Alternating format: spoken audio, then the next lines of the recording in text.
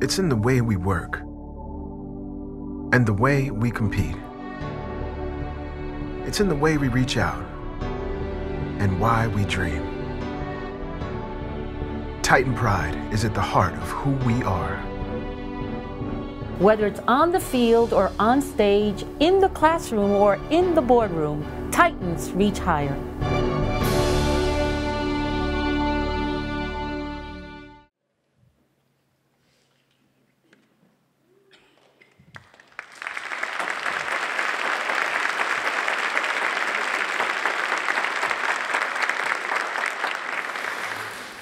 Good morning. Welcome to Cal State Fullerton's 2017 Convocation. I'm Anil Puri, and it's my pleasure to be here once again at my favorite event of the year.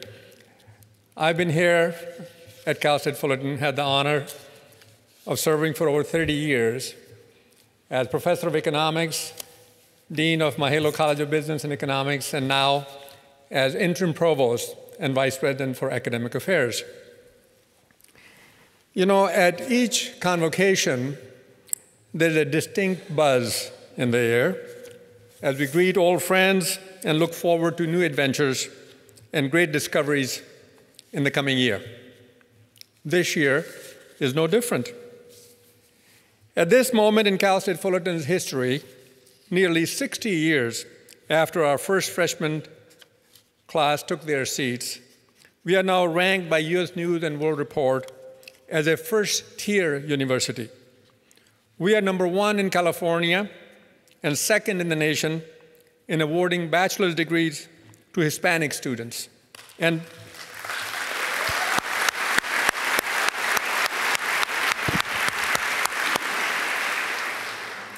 sixth in the nation for graduating students of color. We are well on our way to becoming the model comprehensive university for the nation, thanks to the continued commitment of everyone in this room. And we have been led here by the extraordinary vision of our president, Dr. Mildred Garcia.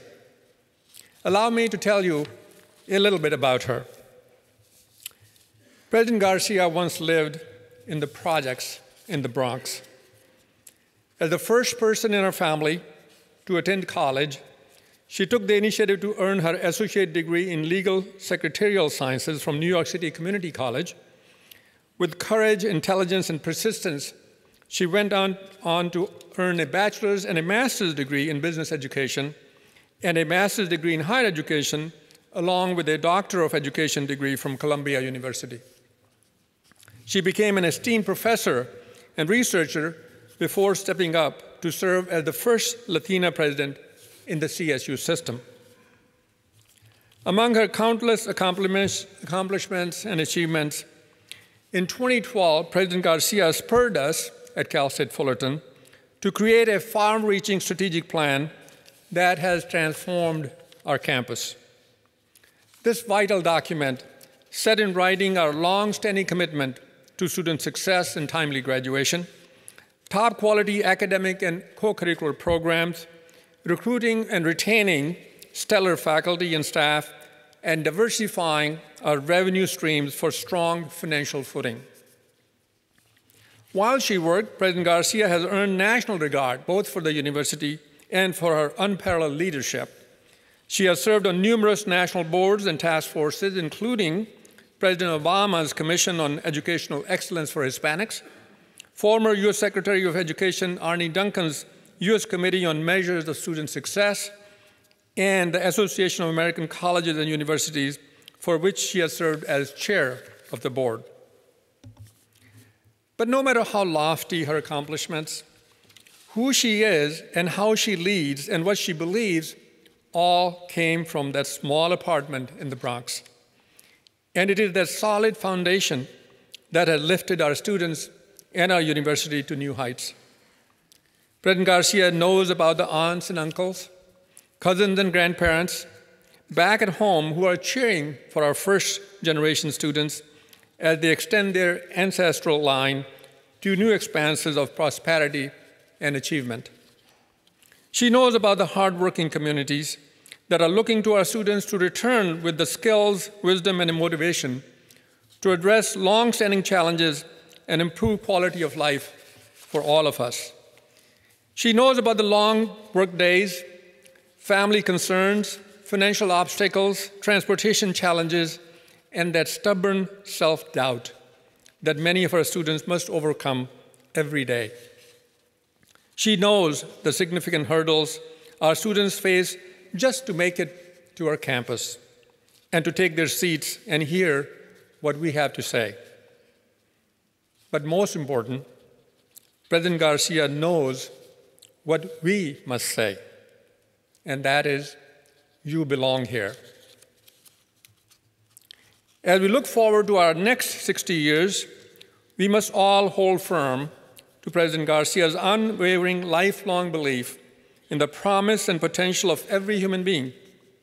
In our influential role as a model university, we must convey to every one of our students that they are essential to our campus and their future knows no bounds. And while they may face many hurdles at home, we must make sure that our students don't face any of those here. As a campus, we are diligently working together to eliminate the academic, administrative, financial, and social barriers that have blocked our students' success. And as a campus, we are focused intently on giving every student a world-class educational experience and the skills they need to succeed in life, work, and citizenship. Education transforms lives. It transforms families, communities, and it can transform our country. Just ask President Garcia, and I'm so immensely proud to uphold her vision. Now, as our tradition has been, our President's Convocation address will review the year that was and frame the year that will be. So please join me in giving a big Titan welcome to Cal State Fullerton's President, Dr. Mildred Garcia.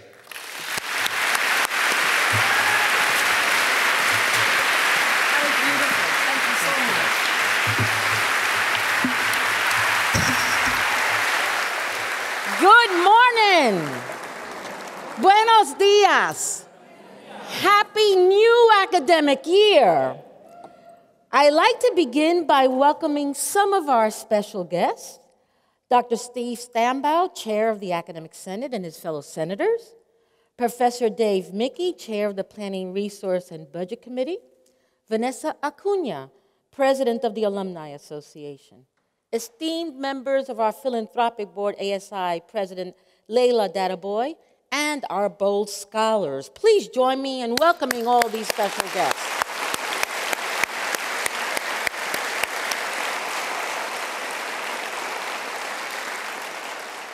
Now we have a treat. Now I'd also like to ask our founding Titans, alumni, faculty, and staff who joined the Titan family between 1957 and 1969 to please stand.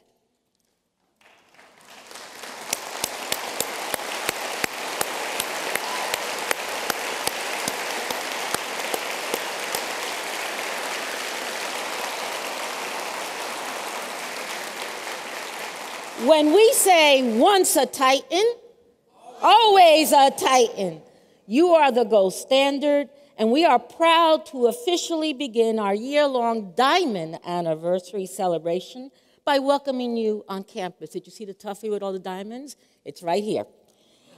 As everyone here knows, in addition to once a Titan, always a Titan, another university-wide theme has emerged, one that encapsulates the tenacity of our diverse students, faculty, and staff. Titans reach higher. And as our founding Titans can attest, that spirit has been our driving force from day one. If you doubt that assertion, I encourage you to read the work of founding faculty member and Professor Emeritus of History, Lawrence B. DeGraff, who's here with us this morning. Thank you for joining us. You'll learn that in 1959, just 2 years after the California legislature approved the founding of what was then Orange County State College, Governor Pat Brown left a dismal, $139,000 in the budget for the college's planning, hiring, and equipment acquisitions. That's right. Our university's first president, William Langsdorff, began his tenure dealing with a paltry budget from a governor named Brown. Now, why does that sound so familiar? Anyway, despite the adversity, Titans did what they've always done. They reached higher, even when it meant disregarding their own safety, literally. With 0 buildings on campus to work in, the only option was a rundown building at Fullerton High School that was condemned by fire inspectors. And while students were banned from entering the building, the state happily granted faculty and staff permission to march right in, essentially telling them, if you're crazy enough to risk your life to start this little college, knock yourselves out. Even when faculty and staff were upgraded to another Fullerton School District site, President Langsdorff's office was the only one with a fire escape. And I use the term fire escape loosely. It was a rope coiled under his desk so he could rappel out the window in an emergency. Now, I know we're doing a lot of things to commemorate our diving anniversary, but if anyone asks me to rappel down College Park, it'll be their last request as a Titan. The point is, despite all these obstacles, according to Dr. DeGraff's historical history, Titans exhibited, and I quote, a spirit of confidence. Titans, like faculty member Jim Young, who was recruited in 1960 to create the Department of Theater with no budget and ended up staging the university's first productions in parking lots where props he pilfered from front yards on a trash day.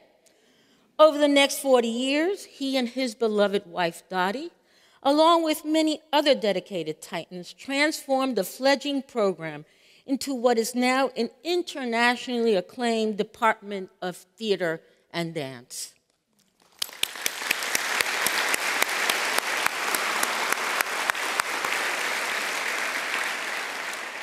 Titans like Betsy Gibbs, who arrived in 1974 as the director of the Children's Center with, quote, about 5 boxes of supplies and 45 parents on a waiting list.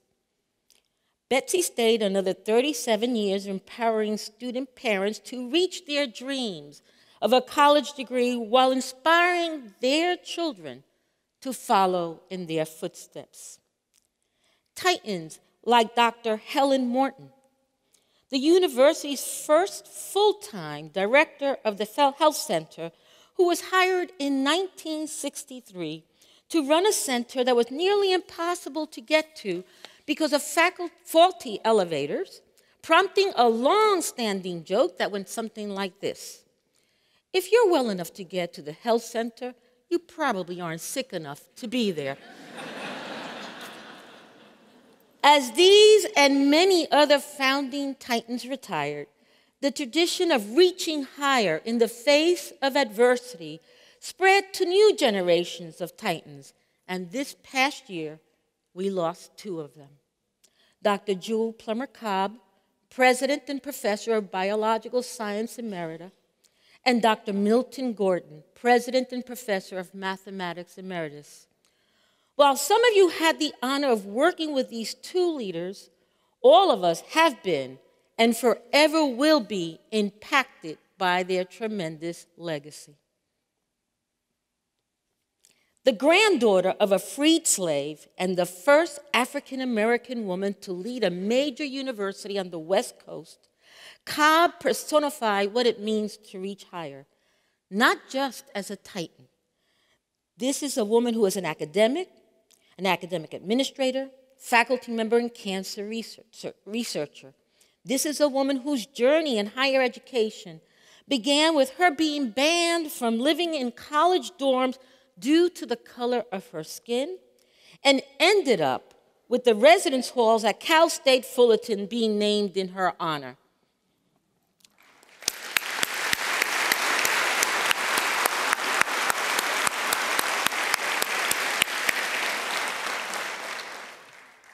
Milton Gorton, who succeeded Cobb, shared her commitment to equitable access to higher education, a passion that was sparked when he moved to Louisiana from college and found himself forced to sit in segregated areas.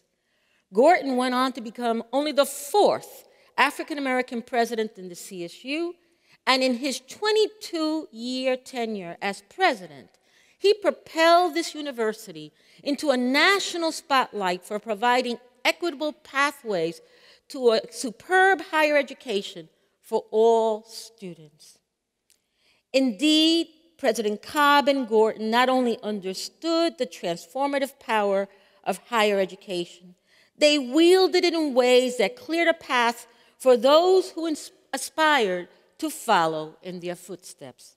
I am one of those people, and I am so proud that today we see their spirit, along with the legacies of the tens of thousands of Titans who served here over the last 60 years in our classrooms, around our communities, and in every degree we confer. It is that spirit that began some 60 years ago when President Langsdorff took Miles McCarthy atop a nearby hill in a last-ditch effort to recruit him as a founding faculty member. The president proudly pointed in the direction of the campus and exclaimed, "There it is." Of course, he was pointing out what McCarthy later called, and I quote, "nothing but orange groves in every direction." But given what I know now about the Titan spirit, I don't believe that's what these two founding Titans truly saw that day. They may have been looking at this, but what they envisioned was this. Just like when Jim Young produced his first plays in parking lots, he knew this day was coming. And when Betsy Gibbs and her staff endured their humble beginnings, they knew their work would lead to a brighter future. Or when a young biologist named Jewel Plummer Cobb was banned from on-campus dorms, she envisioned this day when a university named its residence halls in her honor. Or when Milton Gorton read that just 2.5% of foster youth graduate from college, he dreamed of this: a program for foster youth that in 2017 had rates of retention, persistence, and graduation of over 97%.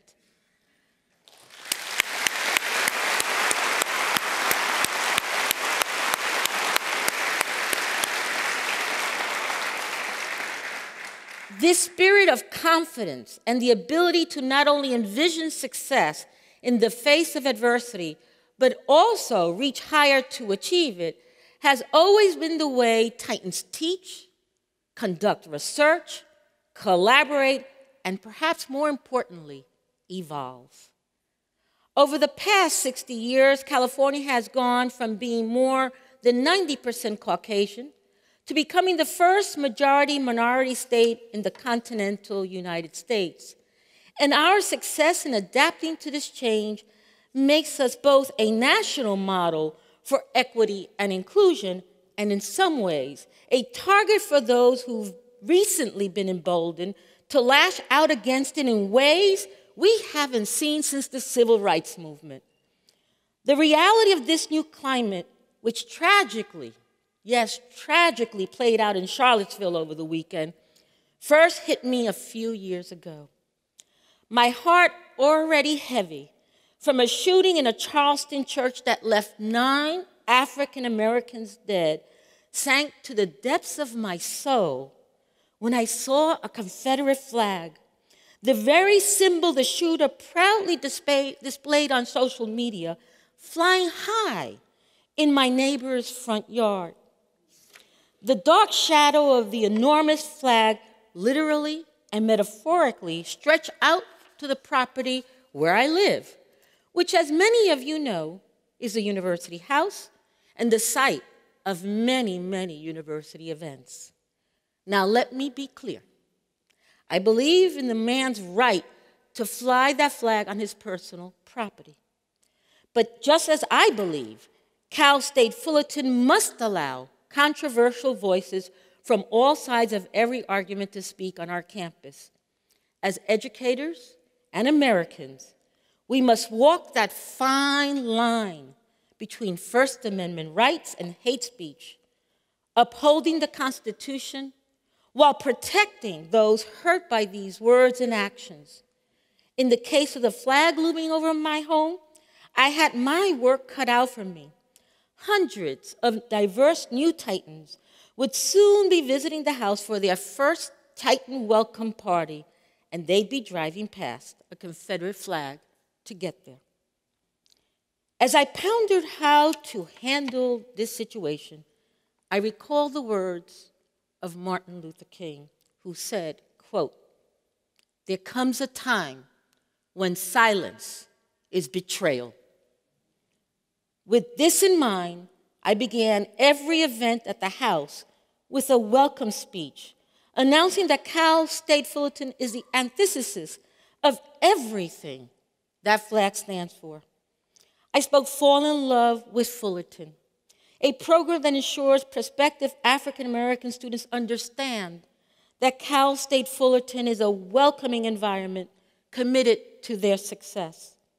I talked about Celebración Familiar, a program that welcomes new students and their families to a pre-orientation at which subjects like financial aid are covered in Spanish. I shared that we are #1 in the U.S. for graduating women, and I explained that all Titans, including Caucasian men, are embedded in our definition of diversity, and that everyone deserves a voice in the civil discourse that is critical to the transformative experience of higher education.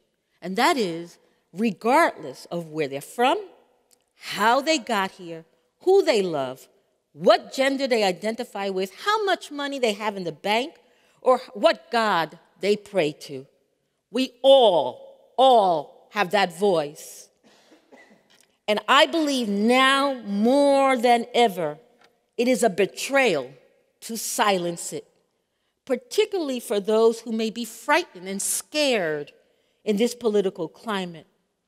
Perhaps that is why I'm so frustrated when I travel the country and see marginalized students suffering from vitriol surrounding new political policies, while the leaders of some of these universities remain silent. When I ask these leaders why they don't speak up, I hear the same reasoning. I disagree with what's happening. They say, "I'm afraid of upsetting our donors and constituents." Arthur Bell Hooks addresses this fear saying, quote, "Dominator culture has tried to keep us all afraid, to make us choose safety instead of risk, sameness instead of diversity.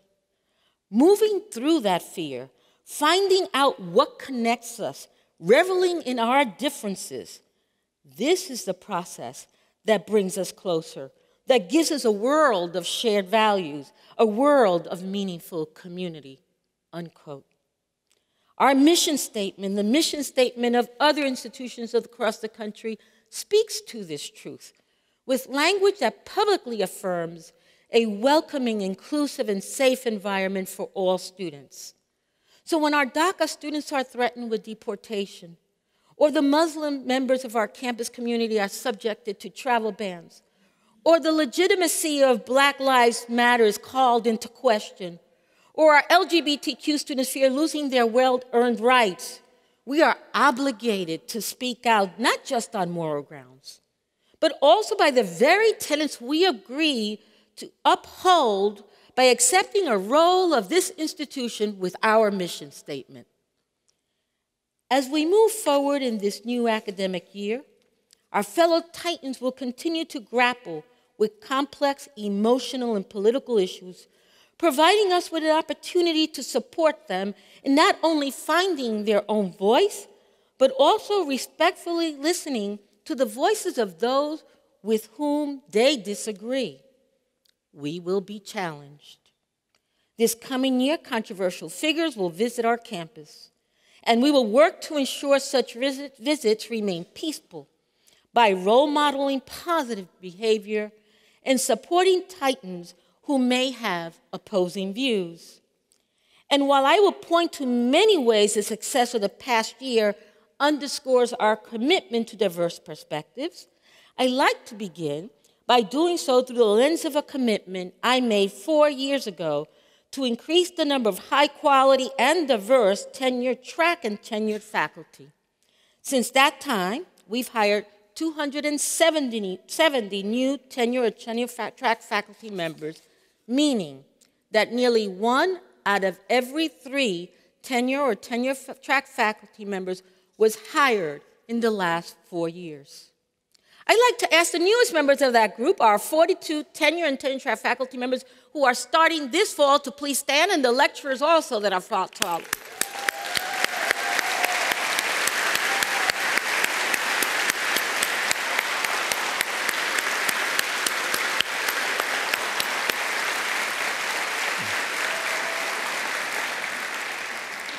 Thank you and welcome. Your arrival puts an exclamation point on one of the best years in what is now our 60-year history. And if we measure success by the number of degrees conferred, it was our greatest year. To put this year's commencement success in perspective, through the context of the university's 60th birthday, consider this. At our very first commencement, a grand total of 5 graduates earned their degrees.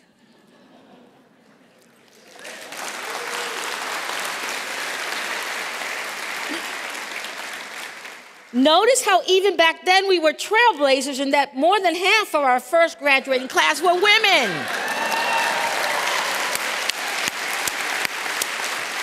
All 3 of them. This past May, our graduating class was again more than half women, but it was slightly larger than the original class.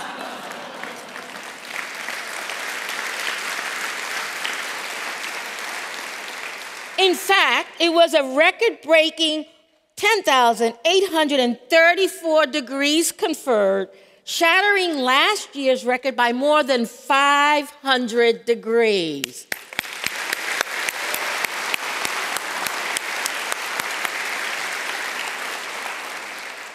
Before I elaborate further on our achievements over the past year, I'd like to reflect more on the 60-year journey that led us here. Strategic Communications put together a wonderful video highlighting this journey. I am so proud to share it with you now.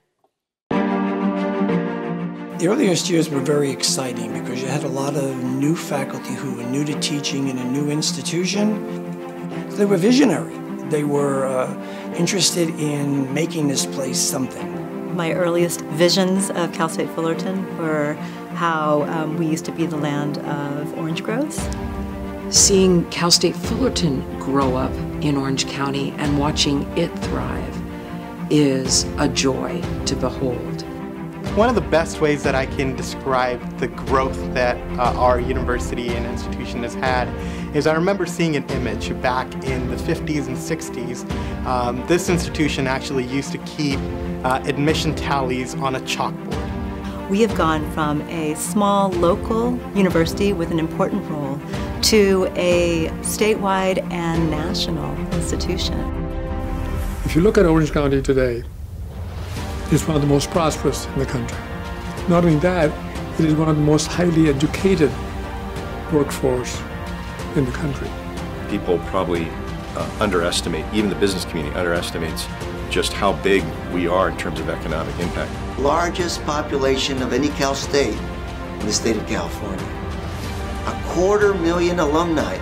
So if you ask what's the impact, tremendous. Economically, huge impact. As the community grows, Cal State Fullerton grows, and as we change, Cal State Fullerton changes, and I think we're about not only just adapting to changes, but to leading the changes.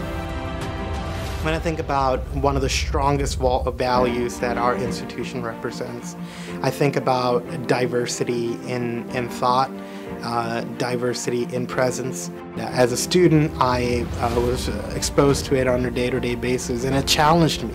And it challenged me to open my thinking and my thought process and embrace difference and embrace other cultures and identities, and actually made me a lot more thoughtful individual.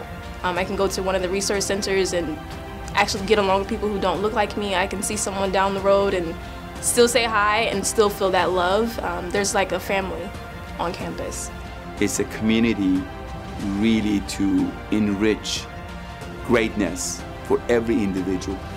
It gives ability to every single person to flourish, from a student, from faculty to staff, to become the best they can be.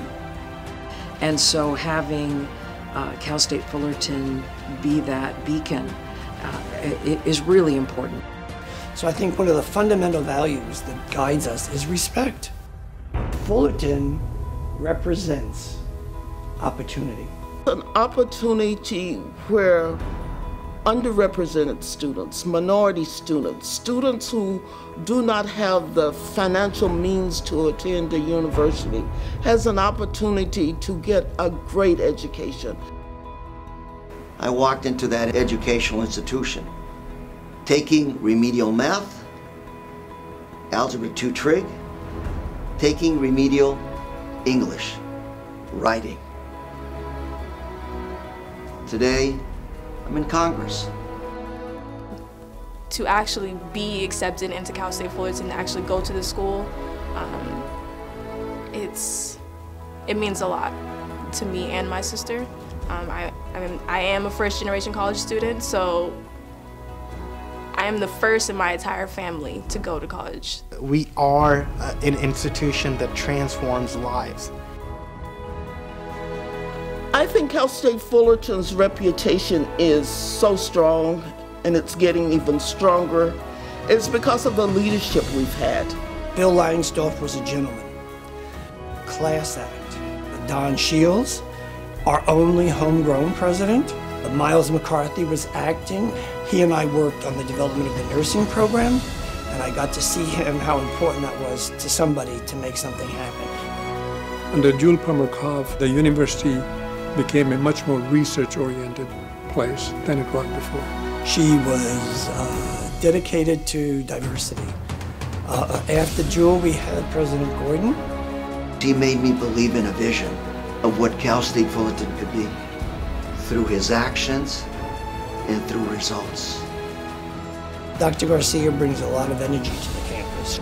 Somebody who came in with the vision of uplifting our already great work we were doing and bringing it to a national conversation. I think President Garcia has just done a tremendous job in the 5 years or so that she's been here. You see the longevity of these people in these positions that never seen before in other institutions. And that starts from the top and goes down. And people been here many, many years because they want to be here.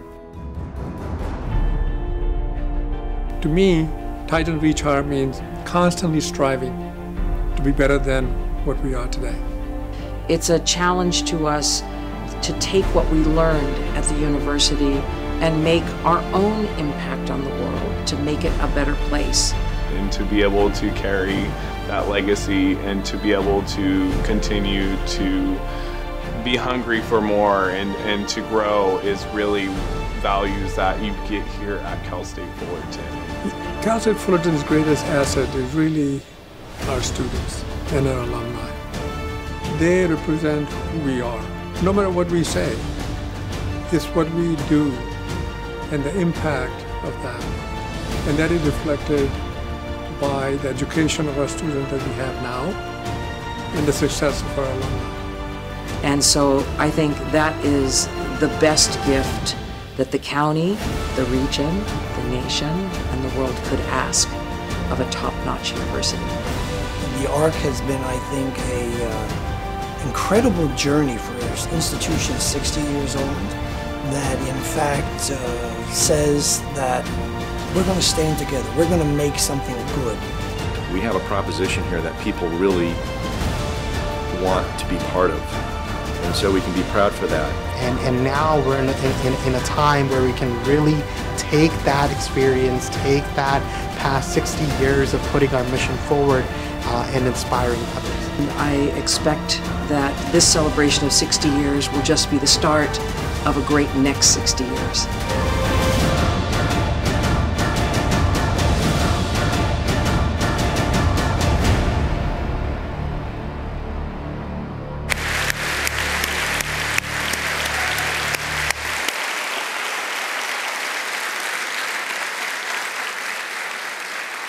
Fabulous, wasn't it? As is our tradition, I will now share some of our achievements of the past year and look forward to the coming year through the lens of our strategic plan. For those of you new to the campus, our current 5-year strategic plan is the first such plan in the university's history. In the time in which it was developed back in 2012, 6 months from start to finish, it marked a turning point in both the pace at which this institution moves and the collaborative energy that moves it. And as you will soon hear, it led to the work that brought about the best graduation rates in our history and elevated Cal State Fullerton into the not national stage, the international stage. But as we enter the final year of the plan, it is now time to reach higher. Throughout this academic year, we will lead the work that culminates with our new strategic plan from the fall 2017 establishment of strategic plan committees to the spring 2018 creation of the plan's goals. Then, on commencement week, and not weekend, as we graduate what will likely be the largest and most diverse class of Titan history, we will mark the official close of our current plan and set the table for the unveiling of our new strategic plan on this very stage exactly 1 year from today. Now, after 4 years, I'm sure all of you who have been here can recite the plan's 4 goals by heart. Don't worry, I'm not going to start calling you out by name, but if you haven't memorized them by now, it'll be you rappelling down the side of College Park. With that in mind, feel free to join me in reciting our first goal. Develop and maintain a curricular and co-curricular environment that prepares students for participation in a global society and is responsive to workforce needs. As always, the College of the Arts continued to reach higher, to implement objectives that align with Goal 1, beginning with the celebration of the 10th anniversary of the Joseph A.W. Clays III Performing Arts Center. This $48.5 million facility serves as an intellectual and cultural hub of Orange County. And considering the humble beginnings I mentioned of plays being produced in parking lots, it is a testament to the enduring spirit of the faculty, staff, and students of this college. I also had the honor of joining the university singers in Russia on their European tour, a model high-impact practice in which the audience gave our students an emotional standing ovation and didn't want them to leave the concert hall. As a matter of fact, we were asked to leave. Not to be outdone on the Goal 1 front, the College of Communications partnered with Univision to establish an Orange County News Bureau on campus, as well as a hub for its Contigo community outreach program on campus. Winner of the university's 2017 Teamwork and Collaboration Award, the partnership greatly enhances curricular and co-curricular activities, as well as career training for bilingual students in Spanish. In April, the College of Health and Human Development celebrated the 1-year anniversary of its Center for Healthy Neighborhoods after serving more than 400 low-income families in its inaugural year. The college also received a 3-year grant of nearly $800,000 from the U.S. Department of Health and Human Services to train students to identify and assess individuals with substance abuse disorders through classroom curriculum, experiential learning, and distance learning. In the College of Natural Sciences and Mathematics, Assistant Professor of Physics Jeffrey Lovelace won a 5-year National Science Foundation Career Award, the most prestigious award a young scientist can be recognized with. His colleague, mathematics professor Armando Martinez Cruz, was awarded the Outstanding Latino Faculty in Higher Education Award from the American Association of Hispanics in Higher Education. The Mahalo College of Business and Economics hosted an inaugural career fair featuring 50 companies that attracted more than 700 students, and the college also offered a new professional and career development course to assist transfer students in their transition to university life. And while we're on Goal 1, I want to address a promise I made 3 years ago when I stood on this stage and said, quote, using the first goal of the strategic plan as a springboard, we will develop the university's first ever academic master plan, unquote. Today, I am proud to announce that this collaborative undertaking has been completed, and our comprehensive 78-page academic master plan, which was published on our website in December, will continue to guide what we teach, who we teach, how we teach, who will do the teaching, and how many will be taught. The plan will be instrumental in the development of our university 5-year strategic plan and the university's self-study and institutional report for our fall 2019 reaccreditation visit with the WASC Senior College and University Commission. On that note, I have appointed a WASC self-study and institutional report steering committee, co-chaired by Interim Provost Puri and Academic Senate Chair Steve Stambaugh, and subcommittees comprised of many diverse cross-campus members. They will develop the self-study through fall 2017, and a draft will be submitted to campus for feedback in spring 2018, with the final report due to WASC in fall 2018. I would be remiss to talk about our academic master plan without also mentioning what was previously called our Diversity Action Plan, which is now under the purview of the President's Commission on Equity and Inclusion, as well in each of the university's 6 divisions. This work is ongoing and will play a pivotal role in the university's short and long-term goals on policy and practices that enhance equity, inclusion, and civility. Moving on to Goal 2, improve student persistence, increase graduation rates university-wide, and narrow the achievement gap for underrepresented students. This upcoming year, Goal 2 will be driven by the CSU-mandated Graduation Initiative 2025, or GI 2025. Now, before we get into this, let me be clear. Cal State Fullerton met or exceeded many of the goals put forth in that original incarnation of GI 2025 with 10 years to spare. The success was the impetus for the CSU to elevate its GI 2025 goals with amendments to the initiative for all 23 campuses. In the parlance of academia, we were the ones in the front of the class who threw off the curve.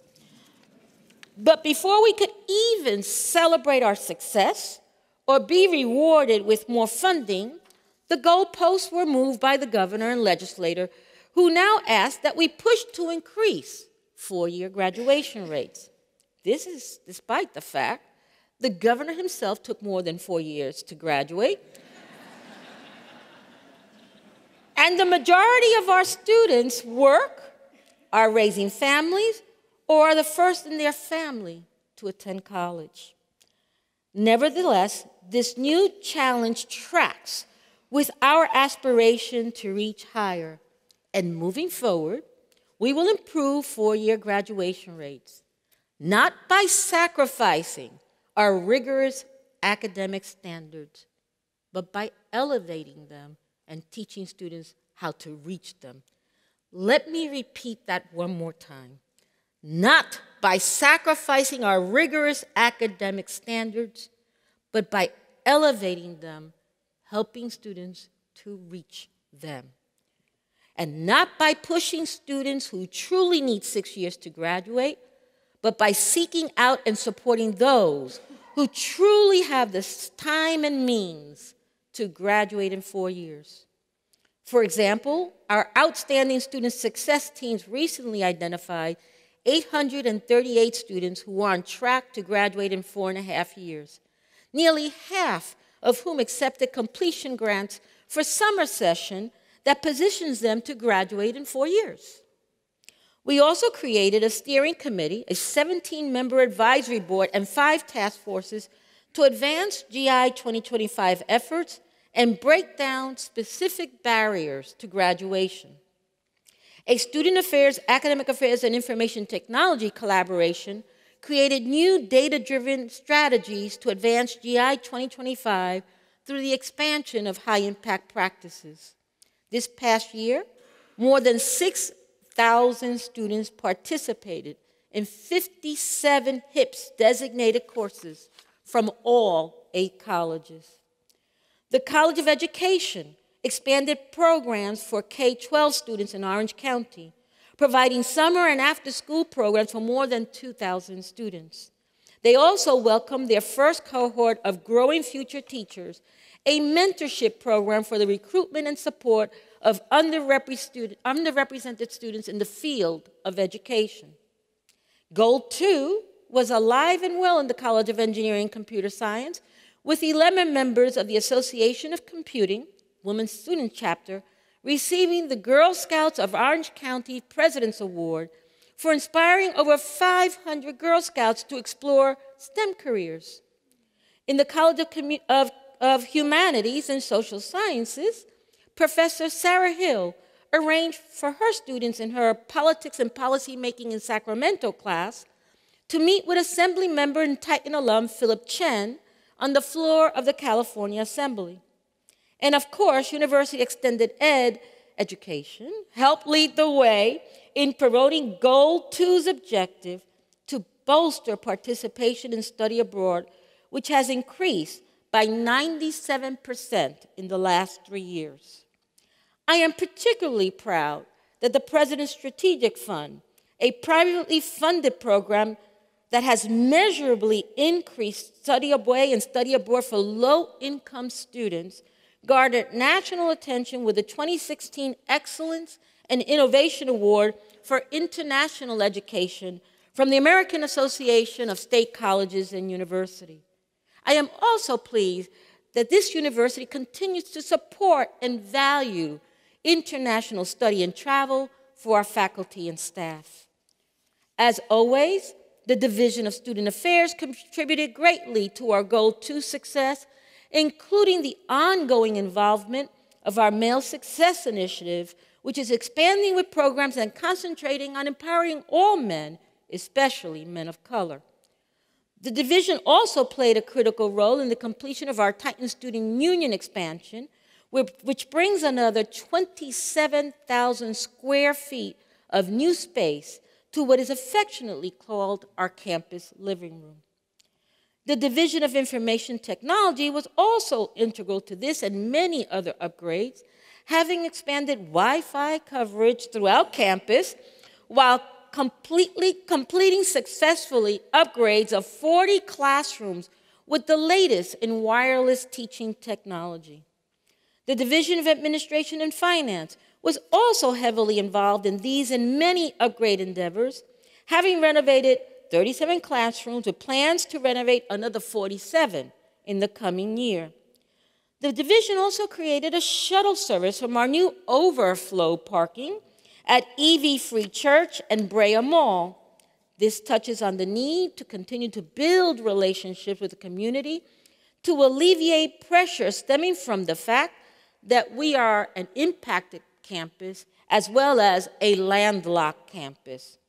To that end, over the last year, we successfully expanded our campus with the opening of Titan Hall, previously Western State College of Law, and now as Administration and Finance leads the development of our physical master plan, we are working on devising new ways to ensure what limited space we do have, that it is being utilized most efficiently. For example, we hear a lot of parking and classroom space complaints. And yet, when you come on Fridays and stroll around campus, it's pretty much deserted. Newsflash, we are open on Fridays. Or At least we are supposed to be.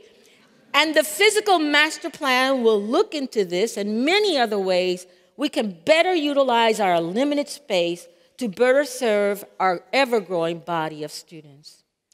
We already talked about our strategic plan's third goal, recruit and retain a high-quality and diverse faculty and staff, when I opened by welcoming our newest faculty members, a huge testament to the collaborative work of the Division of Human Resources, Diversity, and Inclusion. In addition to processing more than 3,000 applications en route to hiring the aforementioned 42 new faculty members, HRDI also successfully hired an outstanding and diverse group of 138 new staff members from a pool of 30,000 applicants.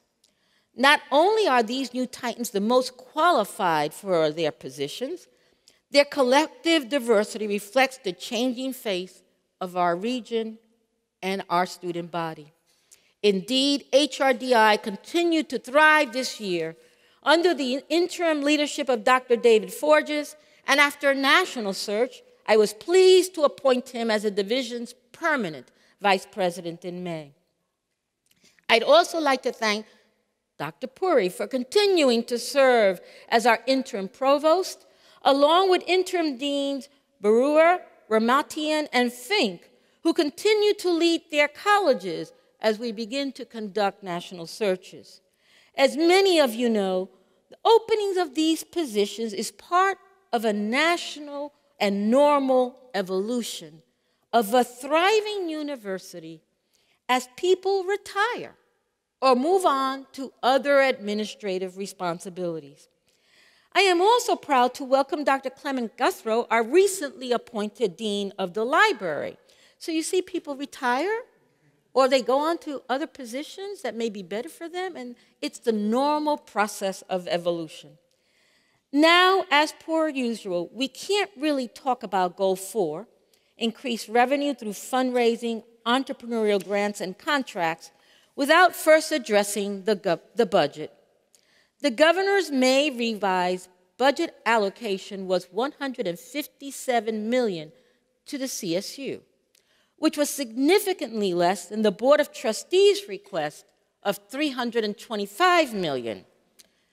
Thanks to the advocacy of the CNU and many, many people on this campus, across our campus and throughout the system, the final budget allocation was increased by another $179 million baseline appropriation. While this is still short of our full request, and there are many areas in need of additional resources, it does provide baseline funding to cover mandatory cost increases. Included in the state appropriation is a system-wide enrollment increase of 2,487 FTEs. Our share, we have been allocated to increase our enrollment by 100 FTEs. Not a large increase, but it will help in terms of improving access to the university and also providing additional baseline funds. Additionally, the Board of Trustees voted to increase tuition rates, which will generate $4.3 million for our campus to fund GI 2025 efforts. Despite these increases, our university's state funding per student is still the lowest in the system. However, the Chancellor's Office has recently signaled that future funding will be tied to improving student success via GI 2025. And given our success thus far in this arena, we remain hopeful to close this funding rate gap in the near future. Regardless, it is clear that we can't count on the state for all the resources we need. We never have been. But remember the 139,000. But we can count on each other. That begins with enhancing the philanthropic culture we've built over the last 4 years. This past year, with the support of Vice President Sachs and his team in university advancement, we created the Champions Program, which introduces the university to a wide swath of individuals and resulted in a 20% increase in the number of gifts in the $10,000 range to the $25,000 range, which is the entry point for major gift fundraising. Concert Under the Stars, which was produced by University Advancement and the College of the Arts, raised a record high of more than $1 million last year, a goal we hope to break next month on September 23rd. Hope you're going to be there. I hope you will be there to support us. It's an amazing evening. And you can't talk about building a philanthropic culture without mentioning athletics. As our athletic director, Jim Donovan, often says, athletics is the front porch of the university, and that it is the lens through which many throughout the nation and internationally are introduced to us. This past year, that front porch shined like never before, with 7 winning programs in the Big West Conference for the first time in our history. Baseball, softball, men's basketball, women's tennis, and both men's and women's soccer, with men's track and field winning the Big West Championship for the first time in program history. Titan Baseball advanced to the College World Series for the 18th time. And the best part about that was we got to celebrate this achievement by dogpiling on the field of longtime rival Long Beach State.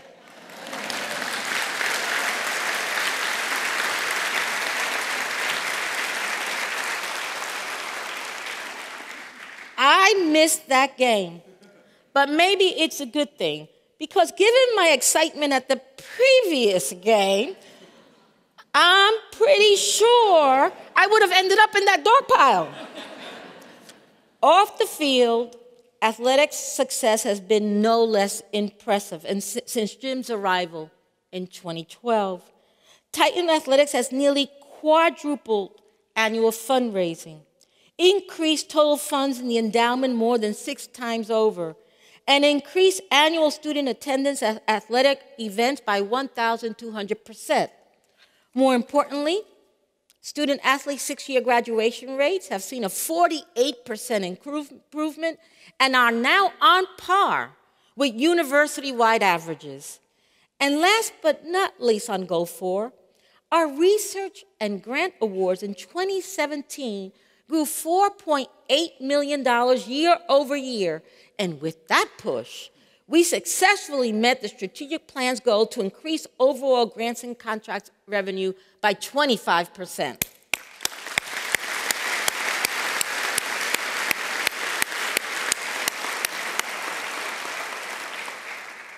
All of these achievements and many others give us opportunities to tell our stories in ways that inspire others to join us and contribute to our university. And when you look at our total new gift commitments university-wide, you'll see that our story is spreading like never before. The final fiscal year before the implementation of our strategic plan, the university received $8.5 million in gift commitments. The next year, total new gift commitments nearly doubled to $16.1 million, surpassing our 5-year goal to increase philanthropic giving to at least $15 million in just 1 year. In fiscal year 14-15, we raised more than $17 million. And the following year, we raised over $22 million, which nearly tripled our annual gift commitments in just 3 years. Now, at this point, it was starting to get ridiculous. The institution never had back-to-back $20 million plus years. So there were some folks who said we needed to adjust our expectations. Well, those people don't know us well, because this past year, we had the highest number of individual donors in university history, and you guessed it, we recorded back-to-back years of more than $20 million for the first time in history.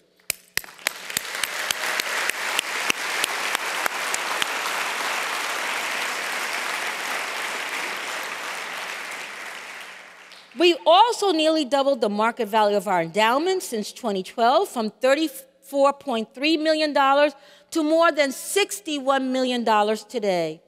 Moving forward, we are in the process of preparing for the first ever comprehensive fundraising campaign in university history. This endeavor is an important point in the maturity of our campus and will serve as a catalyst in creating an even stronger philanthropic culture. As jaw-dropping as all of our fundraising success and future plans are, it takes on new meaning when presented through the lens of our students' success. With this in mind, I am excited to share our ultimate achievements. But before I do, I'd like to remind everyone that works at this university to always remember, you are all educators, whether faculty, staff, or administrator.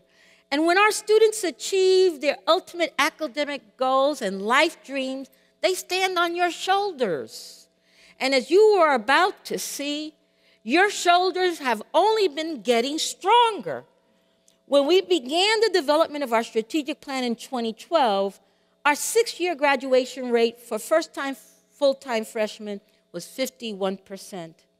We aimed high with our strategic plan, announcing a goal to increase the graduation rates to 60% in 5 years. That's where we made a mistake. We didn't need 5 years because we did it in 3. The following year, we hit a new record high of 63%. And while the data is being finalized this year, the preliminary numbers indicate our 6-year graduation rate for first-time freshmen may reach 67%.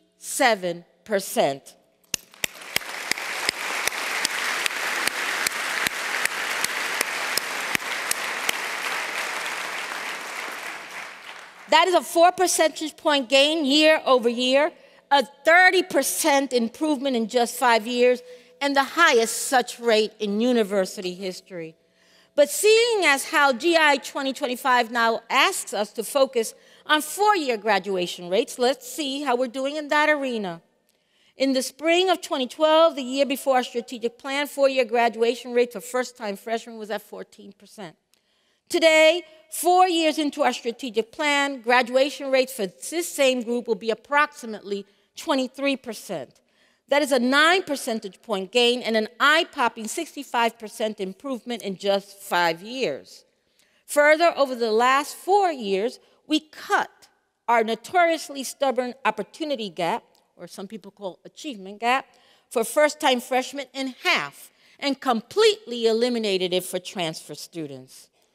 Dear Titans, there is no doubt that we are well on our way to become the model comprehensive university of the nation. And in closing, I want to share something extremely important that must not be interrupted. How does a humble state school, built on big dreams for a college, dropped in the middle of the perfect spot in Orange County by a freeway with a goal for education, in 60 years be first here in the nation? The 40,000 students within our foster got a lot farther, 'cause we work a lot harder and we are a lot smarter, and sometimes we feel a martyr, but today we celebrate with our peers and partners.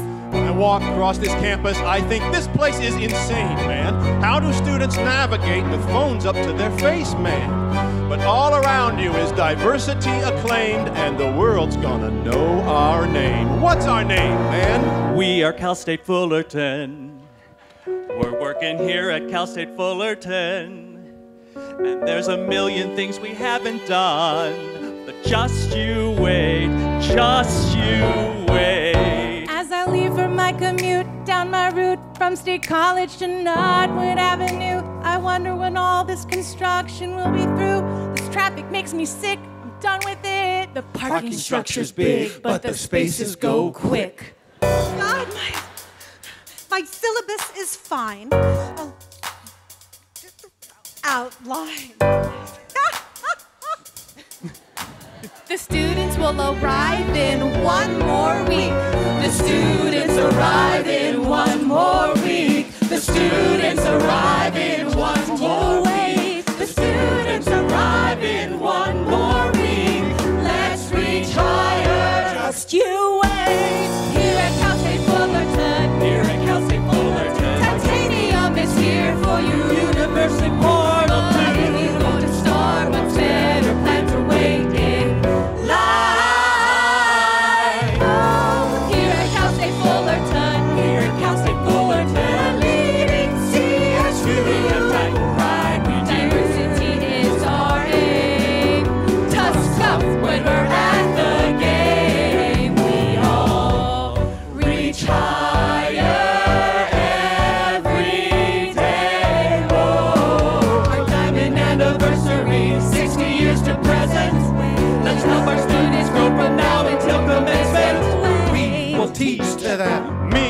plan for them. Me, I'll hire them. Me, I'll help them. And me, I'm the president who'll lead them. There's a million things we haven't done, but just you wait. Who are we, friends? We are Cal State Fullerton.